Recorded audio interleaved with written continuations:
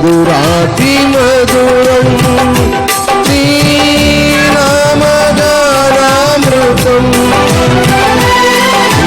కృపతోనే అనుక్షణం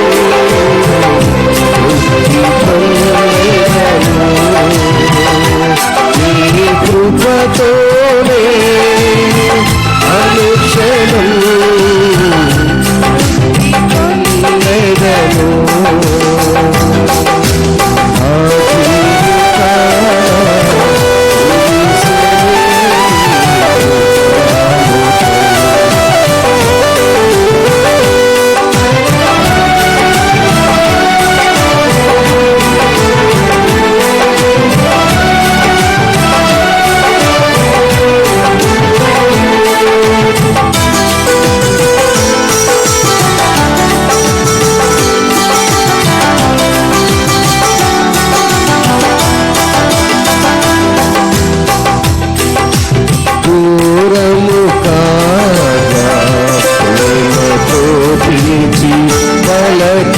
పలకరించితివే నీ దయ నుండి దూరము కాగా ప్రేమతో పిలిచి పలకరించితివే కృపయే నాకు ప్రాకారము గల ఆశ్రయపురమాయను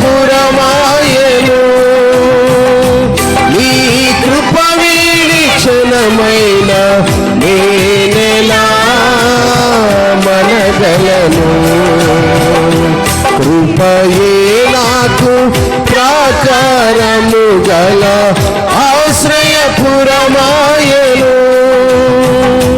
నీ కృప వీడి క్షణమైన నేనెలా మనగలను నా జీవితాన కురిసెనే నీ కృపామృతం నా చిన్నకు మధురాతి మధురం శ్రీరామగానామృతం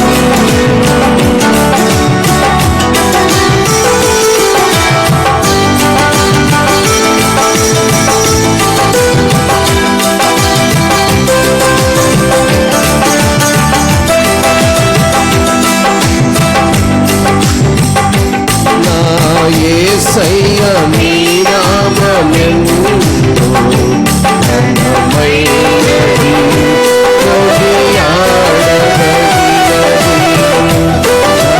యేసయ్య నీ నామమెంతో ఘనమైనది కొనియాడదగినది కృపైనా ఆత్మీయకరము సమృద్ధిగా తీర్చెను నీ మహనైశ్వర్యము ఎన్నటికీ తరగనిది కృపయే నా ఆశ్రయకరము సమృద్ధిగా తీర్చెను నీ మహనైశ్వర్యము ఎన్నటికీ తరగనిది నా జీవితాన కురిసెనే నీ కృపామృతం నా జీవకు మధురాతి మధురం శ్రీరామగానామృతం నీ కృపతోనే అనుక్షణం తృప్తి పొందెదను కృపతోనే అనుక్షణం తృప్తి పొందెదను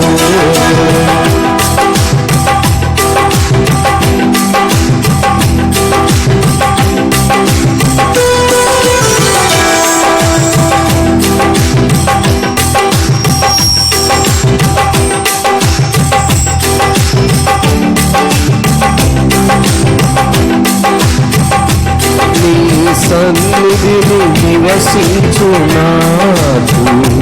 నీ అపాయము దరిచేరదు సన్నిధిని నివసించునా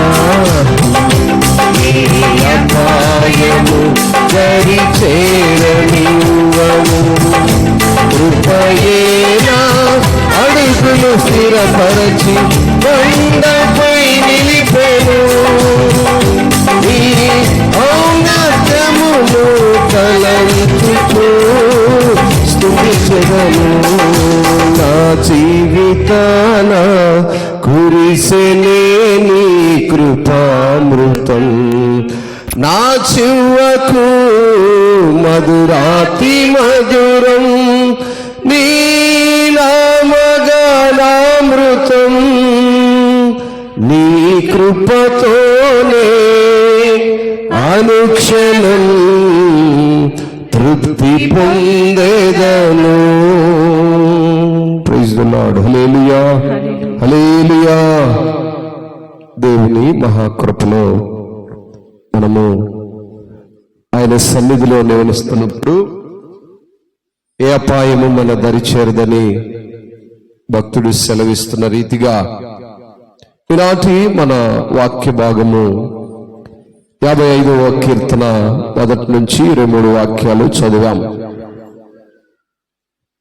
చదవబడినటువంటి ఈ వాక్య భాగాన్ని మనం పరిశీలించినట్లయితే ఈ వాక్య భాగము దావీదు గారి యొక్క జీవితంలో చదివే సమయంలో గమనిస్తే ఎంతవరకు దేవుని సన్నిధిలో దావీదు ప్రార్థిస్తున్నాడు, తన శ్రమలను, తన కష్టాలను, తనకున్నటువంటి బాధలను, తనున్నటువంటి అపాయకరమైన స్థితిని మాత్రమే ఇక్కడ తెలియజేస్తున్నట్లుగా చూస్తాం. అసలు విషయం ఏంటి అనే విషయాన్ని మనం గమనిస్తే దావీదు గారు ఈ కీర్తన ఎప్పుడు రాశాడంటే తన కుమారుడైన అబ్షలోము దావీదు గారిని ఎప్పుడైతే తను తప్పిపోయి బెత్షెబాతో పాపమునకు పడిపోయి ఉన్నాడో ఆ పరిస్థితిలో దేవుడు ఏ రీతిగా దావీదును ఒక రకంగా చెప్పాలంటే శపించాడో అదే విధానంలో తన కుమారుడైన అబ్షలోము పదవీ వ్యామోహముతో తనకు కావలసినటువంటి రాజుగా ఉండాలనేటువంటి తపనతో ఉపపత్నికి కలిగినటువంటి ఈ అబ్షలోము దావీదుపై విరోధి వలె పగ సాధింపులో ఉన్నప్పుడు ఈ కీర్తన రాశాడు. అబ్షలోము ఎప్పుడైతే దావీదు గారిని తరుముతున్నాడో అబ్షలోము యొక్క ఆ రాజుగా దావీదు గారి యొక్క స్థానంలోనికి అబ్షలోము రావాలని ఆశ కలిగి ఉన్నాడు. ఆ సమయంలో దాదాపుగా 4 సంవత్సరములు దావీదుపై తిరుగుబాటు చేశాడు అబ్షలోము. ఆ రీతిగా ఇశ్రాయేల్ అందరినీ ఏకపరిచి రాజుగా తను ఎన్నిక చేయబడి ఆ తర్వాత దావీదుపై తను చేసిన పోరు, తను పెట్టినటువంటి ఆ విపరీతమైన బాధలు, తన కలిగినటువంటి ఆ సన్నివేశాన్ని అంతటినీ ఈ 55వ కీర్తనలో దావీదు గారు మాట్లాడుతూ ఉండటాన్ని మనం చూస్తాం. ఇక్కడ మొదటి వాక్యాన్ని చూసినప్పుడు, దేవా చెవియగ్గి నా ప్రార్థన ఆలకింపుము, నా విన్నపమునకు విముఖుడై ఉండకము, నా మనవి ఆలకించి నాకు ఉత్తరమిమ్ము. శత్రువుల శబ్దమును బట్టి దుష్టుల బలత్కారమును బట్టి నేను చింతాక్రాంతుడనై విశ్రాంతి లేక మూలుగుచున్నాను. వారు నా మీద దోషం మోపుచున్నారు, ఆగ్రహము గలవారై నన్ను హింసించుచున్నారు. ఎప్పుడైతే తను అబ్షలోము దావీదుపై తిరుగుబాటు ప్రారంభించాడో, దావీదుపై తిరుగుబాటు కొరకు ఇశ్రాయేలందరినీ సమకూర్చబడ్డాడో, దావీదు యొక్క మనస్సును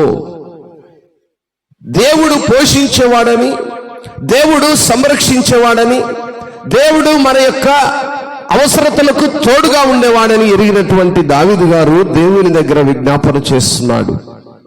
అయ్యా, నా విన్నపాన్ని ఆలోకించి, నా ప్రార్థనకు చెవియొగ్గి, నా మనవిలికి ఉత్తరం ఇచ్చి, నన్ను తరువు శత్రువు నుంచి నన్ను తప్పించి, దుష్ట బలాత్కారంలో నుంచి నాకు విశ్రాంతిని కలుగజేయమని దేవుని సన్నిధిలో తను చేస్తున్నటువంటి ప్రార్థనను మనం ఇక్కడ చూస్తున్నాం.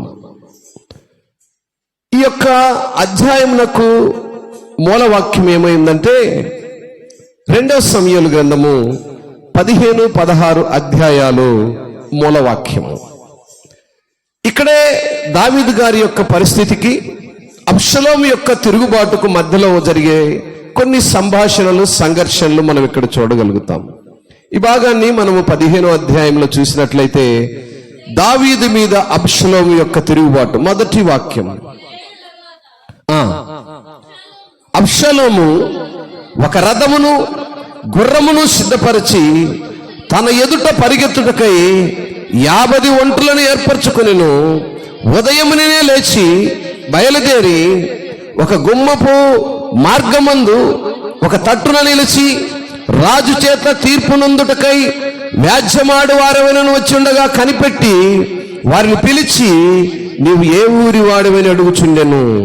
నీ దాసుడనైన నేను ఇశ్రాయేలు గోత్రములలో ఫలానా దానికి చేరినవని వాడు చెప్పగా, అబ్షలోము, నీ వ్యాజ్యము సరిగాను న్యాయముగాను ఉన్నది గాని దాన్ని విచారించుటకై నియమింపబడేవాడు రాజునొక్కడు లేడని చెప్తుంది. చాలు ప్రియులారా, ఇక్కడ ఈ భాగాన్ని మనం గమనించినప్పుడు దావీదు మీద ఎప్పుడైతే అబ్షలోము తిరుగుబాటు చేసి రాజుగా ఏర్పాటు చేయబడ్డాడో, ఇశ్రాయేలు ప్రజలందరి మీద తనకు అనుదృష్టి ఉంచాడు. ఆ వీధిగా వారిని మనం 13వ వాక్యాన్ని చూస్తే, ఇశ్రాయేలీయులు అబ్షలోము పక్షం వహించిరని దావీదునకు వర్తమానం రాగా, దావీదు యెరూషలేమునందున్న తన సేవకులందరికీ ఇలాగ ఆజ్ఞ ఇచ్చెను, అబ్షలోము చేతుల నుండి మనము తప్పించుకొని రక్షణ నొందలేము, మనము పారిపోదాము రండి. అతడు హఠాత్తుగా వచ్చి మనల్ని పట్టుకొనకను మనకు కీడు చేయకను పట్టణమును కత్తివాత హతము చేయకున్నట్లు మనము త్వరగా వెళ్ళిపోదాము రండి. ఒకప్పుడు దేవునికి ఇష్టడైనటువంటి దావీదు, దేవునిపై ఆధారపడి ఉన్న దావీదు, ప్రార్థించగానే తను కోరుకున్నది దేవుని చిత్తములో సమస్తమును పొందుకున్న దావీదు ఎప్పుడైతే పాపములో పడిపోయాడో, ఈరోజు తన కుమారుడి చేతుల నుంచి తప్పించుకోవడానికి కుటుంబంతో సహా దాగుకునే పరిస్థితికి రావలసి వచ్చింది. ఎప్పుడైతే దేవుని కృప దూరమైపోతుందో ప్రతి శోధన మన వెంట ఉంటూ ఉంది. దావీదుని అన్నాడు, దావీదు నా యొక్క హృదయానుసారుడు అన్నాడు. దేవుడే నా హృదయానుసారుడు అన్న దావీదు తన ఉపపత్ని యొక్క కుమారుని చేతుల నుంచి తప్పించుకోవడానికి తనకంతమంది సైన్యం ఉన్నప్పటికీ ఆ సైన్యము వాడి ముందు ఆగదు, వాడు ఏ విధము చేతనైనా నాకు కీడు చేస్తాడనేటువంటి భయమును కలిగే విధముగా దేవుడే చేశాడు.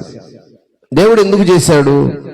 ఆ రోజే దేవుడు అన్నాడు, బాబు, నువ్వు చేసినటువంటి ఈ తప్పును బట్టి నీ కుటుంబమే నీ మీదికి తిరుగుబాటు చేసే పరిస్థితి వస్తుంది. నీ కుటుంబం ద్వారానే నువ్వు అనేకమైనటువంటి భయంకరమైనటువంటి పరిస్థితులను ఎదుర్కోవలసి వస్తుందని ఆనాడే మరి దేవుడు దావీదుకు తెలియజేశాడా? మాటను చూద్దామా? సమూయేలు 2వ సమూయేలు గ్రంథము 16వ అధ్యాయము 22వ వాక్యాన్ని చూద్దామా? కాబట్టి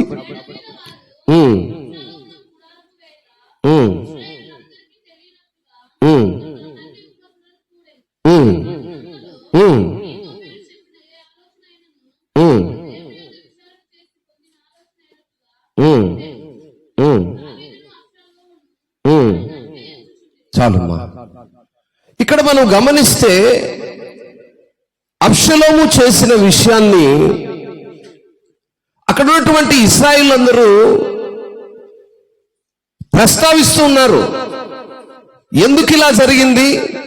దావీదు ఈ స్థితికి కారణం ఏమిటి? ఉపపత్నుల ద్వారా కలిగినటువంటి అబ్షలోము వారితోనే శయనించటము, దాని వలన దావీదు యొక్క శాపముగా మారటానికి కారణం ఏంటి చూద్దాము. 2 సమూయేలు గ్రంథము 12వ అధ్యాయము 10వ వాక్యం నుంచి చదువుదాం. హిత్తీయుడగు ఊరియా భార్యను నీకు భార్యగునట్లు తీసుకొనినందున నీ ఇంటి వారికి సదాకాలము యుద్ధము కలుగును. ప్రైజ్ గాడ్, హల్లెలూయా. ఎవరి మాట చెప్తున్నారు? దేవుడు దావీదుతో మాట్లాడుతున్నాడు. దావీదు, నేను నీకు ఇచ్చిన ఆజ్ఞలు, కట్టడలు, నియమ నిబంధనలు తప్పి ఉన్నావు. దాని వలన నువ్వు పొందుకోపోయేటువంటి భయంకరమైన పరిస్థితి ఇదిగో చూడు. ఆ మాటను మనం చూస్తే అక్కడ అన్నాడు, నీవు నన్ను లక్ష్యము చేయక. ప్రైజ్ గాడ్, హల్లెలూయా. అందరి తలలు పైకెత్తండి, జాగ్రత్తగా వినండి. దేవుణ్ణి లక్ష్య పెట్టక, దేవుని ఆజ్ఞలు కట్టడలను గైకొనక, దేవుని చిత్తాన్ని ఎరగని వారి వలె ఉండక, దేవుని యొక్క సంఘములో మనం ఉంటున్నప్పుడు మన యొక్క ప్రవర్తనలు కేవలం మాత్రమే ఉండక, ఆయనకిష్టమైన బ్రతుకును మనం బ్రతకకపోతే ఈరోజు దావీదు స్థితిని మనం కల్లారా చూస్తున్నాం.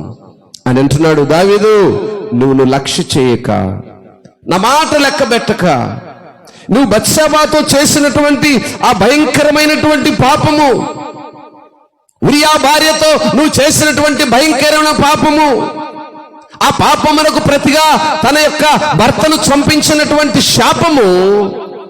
తర్వాత మాట చూడండి, యెహోవానగు నేను సెలవిచ్చేది ఏంటంటే, నీ ఇంటి వారి మూలముననే నేను నీకు అపాయము పుట్టింతును.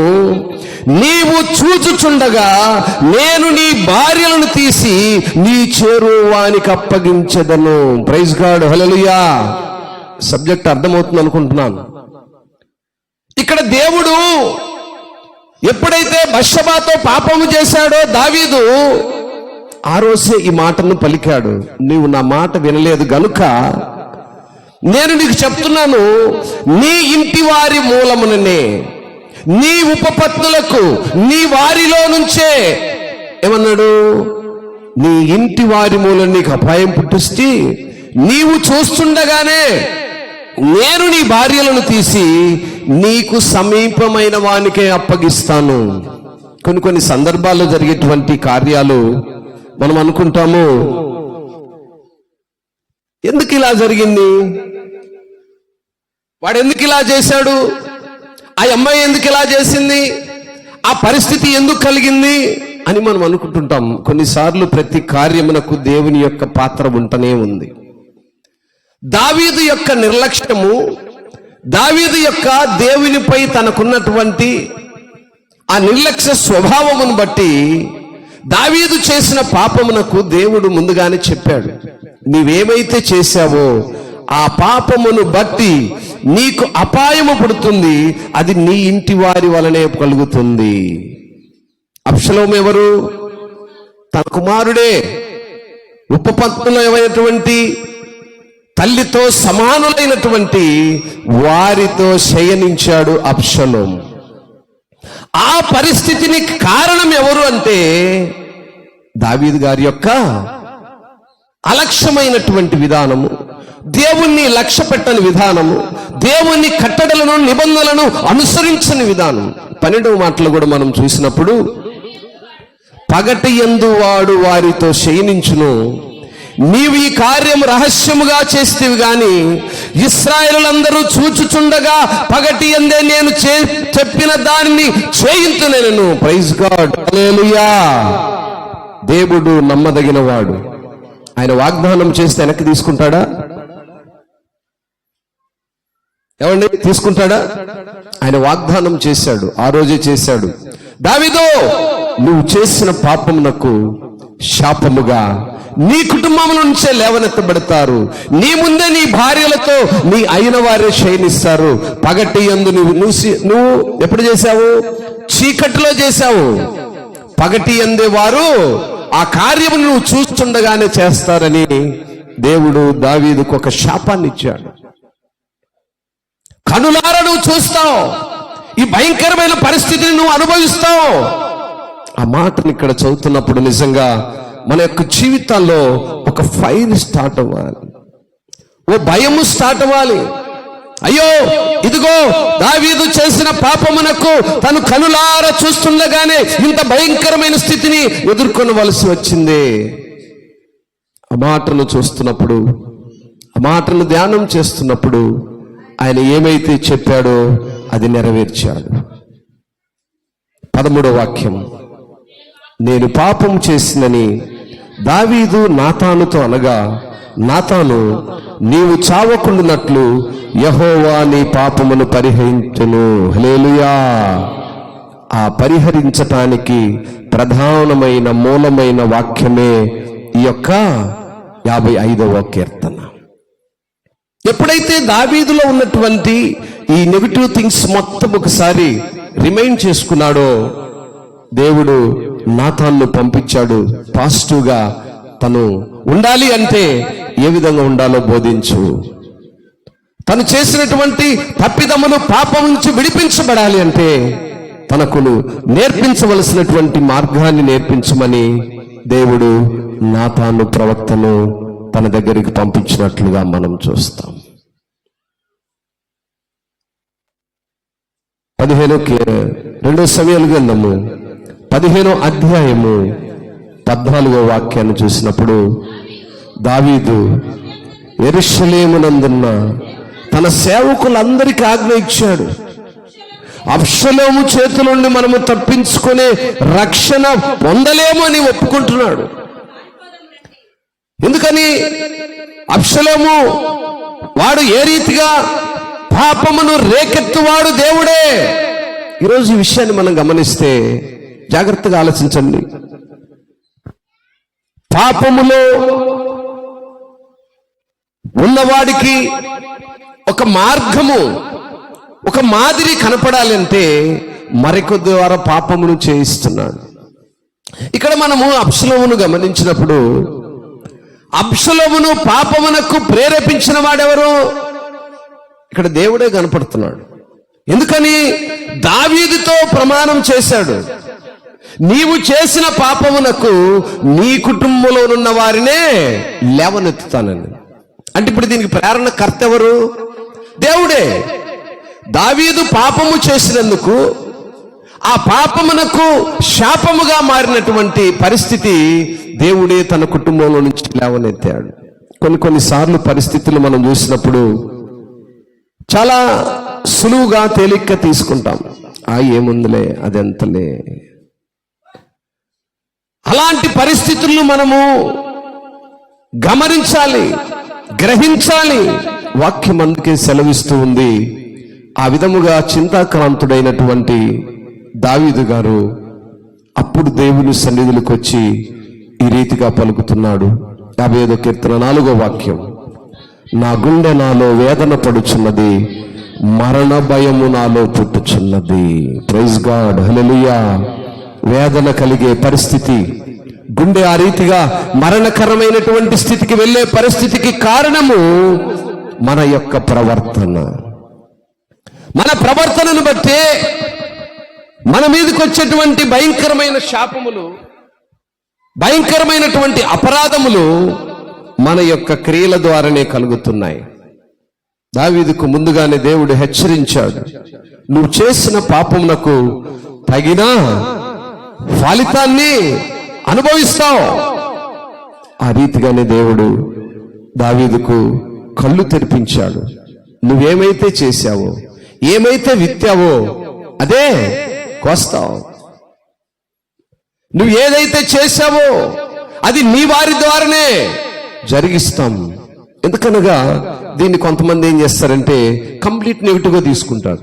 అయ్యో, దేవుడు ఇలాంటి పాపాలు చేయించడం ఏంటి? సందర్భాన్ని మనం ఎప్పుడైనా ఆలోచించాలి.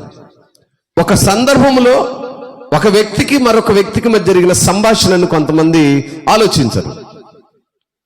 ఎవరో ఏదో చెప్పారని దాన్ని గుడ్డిగా తీసుకుంటారు తప్ప జరిగినది ఏందనేది పూర్తిగా తెలుసుకోవాలి. అలాగే ఒక సందర్భం గురించి పరిశుద్ధ గ్రంథంలో రాశాడంటే దానికి ఉన్న మూల అంశం ఏంటనేది తెలుసుకోవాలి. ఇక్కడ మనం 55వ కీర్తనలో చదువుతున్న సందర్భానికి సమూయేలు గ్రంథంలో దావీదు గారి యొక్క హిస్టరీకి అబ్షలోము యొక్క చరిత్రకు సంబంధం ఉంది. ఇది తెలియకుండా మనం బైబిల్ చదివామనుకోండి, చాలా తప్పులు మనము వెతుకుతాం. తప్పులు కాదు వెతకాల్సింది, దాంట్లో ఉన్నటువంటి సత్యం ఏంటి, దేని గురించి, ఎందుకు, ఏమి రాశాడు. అబ్షలోమును ఆ రీతిగా ప్రేరేపించడానికి దేవుడు ఎందుకు చేశాడు? దావీదు కనులు తెరిపించాలని. అందుని బట్టి ఆ కీర్తనలో చాలా చక్కగా తన యొక్క దుస్థితిని ఒప్పుకుంటూ వస్తాడు. ఎలా ఒప్పుకుంటాడంటే మనం గమనిస్తే అక్కడ తన స్థితిని తానే చూడండి, 12వ వాక్యం చూడండి.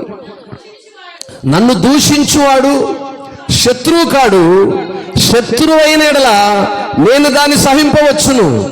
నా మీద మిట్టిపడువాడు నా యందు పగబట్టిన వాడు కాడు, అట్టివాడైతే నేను దాగి ఉండవచ్చు. ఏమండి, ఈ కార్యమంతా చేసిన వాడేవాడు? కుమారుడే.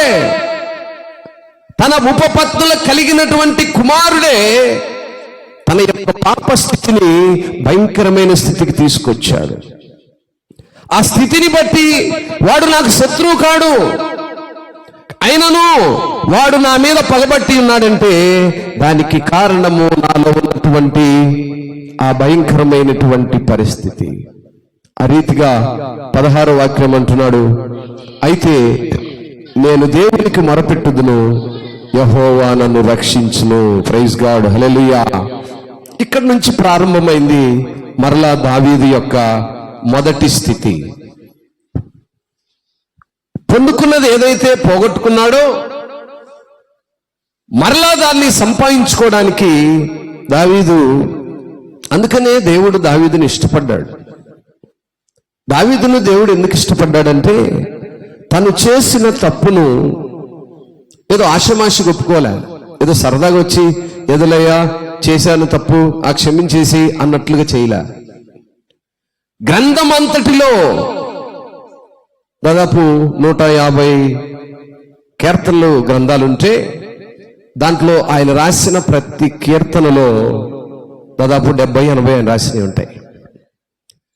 వాటన్నింటిలో కూడా ఆయన ఒప్పుకుంటూ వస్తాడు, అయ్యా నేను నీకు మొర పెడుతున్నాను, నా పాపమును పరిహరింపు అనే పదమును ప్రతి మాటలో పలుకుతూ వచ్చాడో అందువలనే దావీదు దేవుని యొక్క హృదయానుసారుడయ్యాడు. ప్రతి మాటలో తన యొక్క తప్పిదాలను ఒప్పుకుంటూ వచ్చాడు. ఈనాడు దేవుని సన్నిధికి వస్తున్న మనము మన తప్పిదాలను దేవుని సన్నిధిలో ఒప్పుకోవడానికి ఇష్టపడేవారం కాదు. ఏదో కేవలం వస్తున్నాము, దేవుని మాటలు వింటున్నాము, మనకిష్టమైతే నడుస్తాము, కష్టమైతే అన్నట్లుగా వెళ్ళిపోతున్నాము. ఎప్పుడైతే అబ్షలోము తనకి రాజుగా ఉండాలనే ఆ కోరిక కలిగిందో దావీదుపై ఒక ద్రోహపూరితమైనటువంటి కార్యాలకు తలపట్టిన వాడుగా ఉన్నాడు. ఈ కొన్ని సందర్భాలను ఈ గ్రంథాలతో మనము చూసినట్లయితే ఈనాడు సమాజంలో కూడా పొలిటికల్ ప్రభావం అలాగే ఉంది. అన్న లేదు, తమ్ముడు లేదు, అక్క లేదు, చెల్లి లేదు, కొడుకు లేదు, తండ్రి లేదు. ఆ వ్యామోహం ఏం చేస్తుందంటే మరి ఎటువంటి రక్త సంబంధాలకు అవకాశం ఇవ్వట్లేదు. అబ్షలోము కోరిక ఏంటి? నేను రాజుగా ఉండాలి. రాజుగా ఉండాలి అంటే దావీదు గారు ఉండకూడదు. దావీదు గారు ఉండకూడదు ఉండాలంటే ఒకటి ఆయన చంపాలి, లేదా రెండవది దేశంలో అసమ్మతి తీసుకురావాలి. అలా ఇశ్రాయేలు అందరినీ పోగు చేసుకుని తండ్రిపై ఈ నెపాన్ని చూపించి అబ్షలోము రాజుగా ఎన్నికవడము మనము చూస్తున్నాం. ఆ స్థితిని చూసినటువంటి దావీదు దేవుని సన్నిధిలో ఈ రీతిగా మొరపెడుతున్నాడు. 17వ వాక్యంలో చూస్తే, సాయంకాలమున, ఉదయమున, మధ్యాహ్నమున నేను ధ్యానించుచు మొరపెట్టుకొందును, ఆయన నా ప్రార్థన ఆలకించును. ఎన్ని పూటలండి?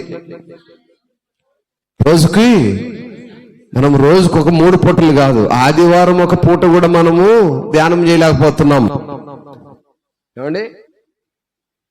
ఆదివారం ఒక పూట కూడా కనీసము దేవుని సన్నిధిలో మొరపెట్టలేకపోతున్నాం, ప్రార్థించలేకపోతున్నాం, కన్నీరు విడవలేకపోతున్నాం, మన పాపపు జీవితాన్ని ఒప్పుకోలేకపోతున్నాం.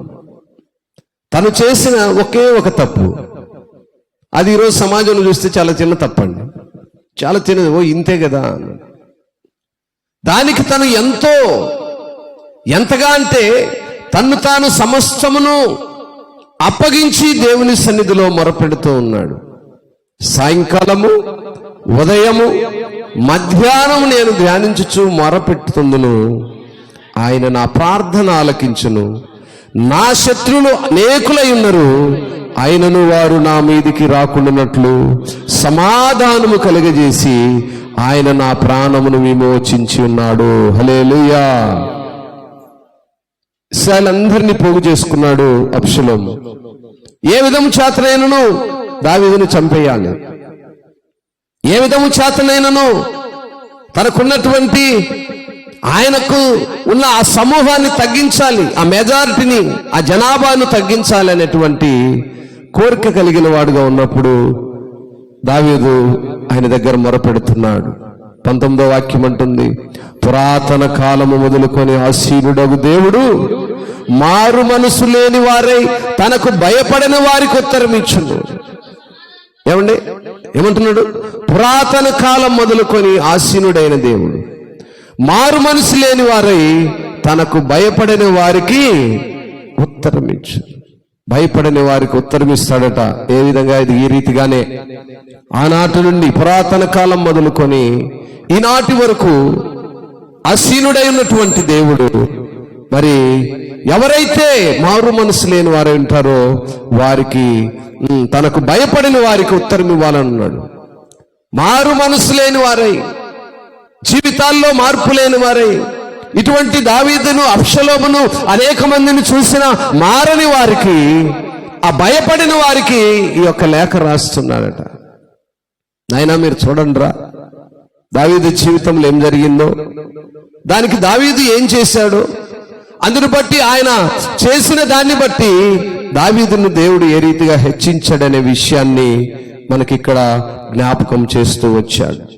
కనుక నా ప్రియ దేవుని సంగమా, దేవుని సన్నిధిలో మనం ఉంటున్నప్పుడు మన యొక్క జీవితాల్లో మనముండే విధానాలను బట్టి దేవుడే మన పైకి శత్రువులను లేవనెత్తుతాడు.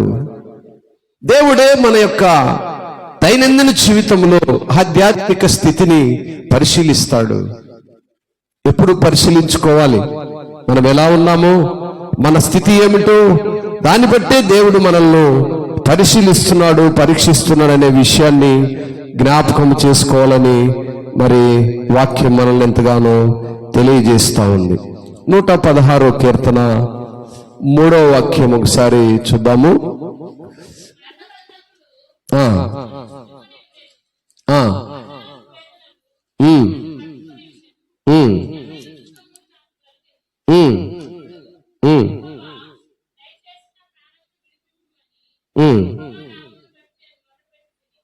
చాలమ్మా. పిల్లరా, గమనించినట్లయితే ఈ వాక్యములో చక్కగా మరి కీర్తనకాడైన దావీదు గారు ఇక్కడ కూడా పలుకుతున్నాడు. మరణ బంధములు నన్ను చుట్టుకొని ఉండెను, పాతాళపు వేదనలు నన్ను పట్టుకొని ఉండెను, శ్రమయు దుఃఖమును నాకు కలిగాను. దేనిని బట్టి అంటే మన జీవితాల్లో ఉన్నటువంటి పాపపు జీవితాన్ని బట్టి. పాపపు బ్రతుకుని విడవనప్పుడు దేవుడు ఈ రీతిగా గద్దిస్తాడు, ఈ రీతిగా అనేక శ్రమల ద్వారా మాట్లాడుతాడు. అవా 50వ కీర్తన 22వ మాటను మనం చూస్తే, నీ భారము యెహోవా మీద మోపుము, ఆయనే నిన్ను ఆదుకొనును, నీతిమంతులను ఆయన ఎన్నడను కదలనీయడు. భరించే శక్యం కాని పరీక్షలు మనము ఎదుర్కొన్నప్పుడు మన భారాలను లేదా మన సంరక్షణను తన మీద మోపమని దేవుడు మనల్ని ప్రేమతో ఆహ్వానిస్తున్నాడు. నువ్వు మోయలేని భారము, నువ్వు మోయలేని బాధలు, నీ యొక్క భరించలేని ఆ పరిస్థితులు కలిగినప్పుడు అవన్నీ నా మీద మోపు. ఈ కీర్తన ద్వారా దావీదు ఏదైతే నేర్చుకున్నాడో ఈరోజు మనం ఆ పాఠాన్ని నేర్చుకోవాలి. ఎన్ని శ్రమలు నువ్వు భరించలేని పరీక్షలు నీకు ఎదురైనప్పుడు మనల్ని సంరక్షించే దేవుడు వాటన్నిటినీ మోయగలడు. అలాగే మనతో పాటుగా ఆయన భరిస్తూ ప్రతి పరిస్థితుల్లో మనల్ని కాపాడుతున్నటువంటి నిరీక్షణ ఈ అధ్యాయం ద్వారా మనకు తెలియజేస్తుంది. కాబట్టి నా ప్రియ దేవుని సంగమా, మరి మాటలు మనం వింటున్నప్పుడు, చదువుతున్నప్పుడు మన జీవితాల్లో ఒక నూతనమైనటువంటి విధానము వెలువరవాలి. ఎల్లప్పుడూ వినటం మట్టుకే కాదు, కానీ ఒక నూతనమైన నడవడిలోనికి వెళ్ళాలి. నిజంగా దావీదు స్థితి ఎన్ని మలుపులు తిరుగుతుందో ఈ అధ్యాయం ముగించేలోపు ఈ గ్రంథంలో అనేక వేరియేషన్స్ మనం చూస్తాం. దావీదు జీవితంలో ఎన్ని రకాలైనటువంటి పరిస్థితులు ఉన్నాయో వాటన్నిటినీ మనం చూస్తాం. ఎక్కడ హెచ్చించబడ్డాడో, ఎక్కడ తగ్గించబడ్డాడో, ఎక్కడ బలహీనపడ్డాడో, ఎక్కడ అపవాది చేత శోధించబడ్డాడో ప్రతి అధ్యాయములో ఒక నూతనమైనటువంటి మార్పులను మనము గమనిస్తున్నాం. కనుక నా ప్రియ దేవుని సంగమా, మనల్ని పోషించే దేవుడు ఆయన ఉన్నాడు. మన భారాన్ని మోసే దేవుడు ఆయనే ఉన్నాడు. మారు మనసు లేని వారైతే ఇంకా తనకు భయపడని వారికి ఈ యొక్క లేఖను రాస్తున్నానన్నాడు. మారు మనస్సు లేక, పశ్చాత్తాపము లేక, దేవునికి ఇష్టలుగా బ్రతక, మన ఇష్టానుసారమైన బ్రతుకులు బ్రతికినప్పుడు దేవుడు ఈ రీతిగా అనేకమైనటువంటి శోధనలను ఆయనే లేవనెత్తుతాడు. అనేకమైనటువంటి పరిస్థితులకు ఆయనే తీసుకెళ్తాడు. అందుకే ఆయన గాయం చేసేవాడు, గాయం మాన్పేవాడు. అబ్షలోమును లేవనెత్తాడు, గాయాన్ని చేశాడు, మరలా అదే గాయం నుంచి ఆయనే సంరక్షించాడు. కనుక నా ప్రియ దేవుని సంగమా, దేవుని యొక్క ఆజ్ఞలు, కట్టడలు చాలా స్థిరమైనవి. ఎందుకంటే ఆయన వాగ్దానం చేసిన వాడు నమ్మదగిన వాడని వాక్యం అంటుంది. స్థిరమైన వాగ్దానం ఆయనపై ఉంటుంది. కాబట్టి మనం ఎల్లప్పుడూ ఎలా ఉండాలంటే మన ప్రార్థన ఆలకించమని దేవుని సన్నిధిలో అడిగే వారముగా ఉండాలి. మన యథార్థత ఆయన ముందు కనపరిచేదిగా ఉండాలి. అది వేదనతో కూడినదై ఉన్నది. అందుకే దావీదు అన్నాడు, నా గుండె నాలో వేదన పడుచున్నది, మరణ భయము కలుగుతుందంటాడు. వేదన పడాలండి. మనం చేసిన తప్పిదాలు, మనలో ఉన్నటువంటి భయంకరమైన స్థితి చేత వేదన పడి దేవుని సన్నిధిలో అడగాలి.